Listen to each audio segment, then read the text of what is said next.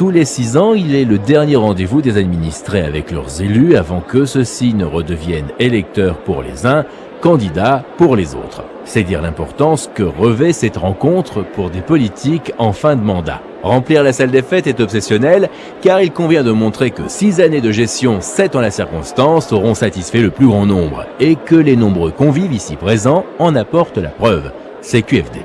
Si tel était le cas, au constat de cette foule, on n'est pas loin du plébiscite. Une fois n'est pas coutume, la communication municipale, si tant est qu'elle en soit la cause, aura su motiver les déplacements. Well, I went down to Mexico, the land of the burning sun, just to spend a week or...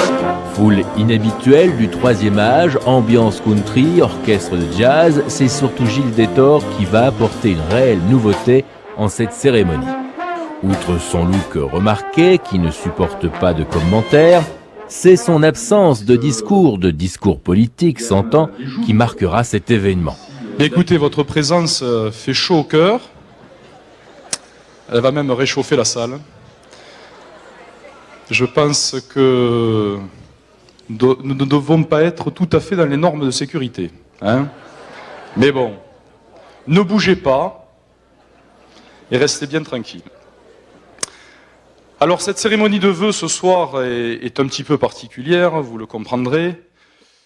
Gilles Détor, prétestant la réserve qu'il convient de respecter la veille des élections, a stratégiquement pris le recul avec la politique locale. Du haut de sa fonction de député, il promettra le débat, mais pour plus tard.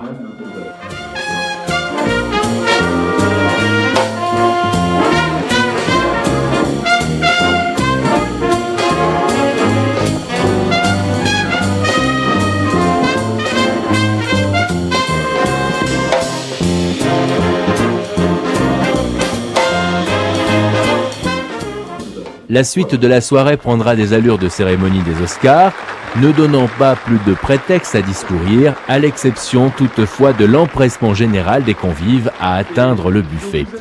Mais ça, ce n'était pas vraiment ce soir-là une nouveauté.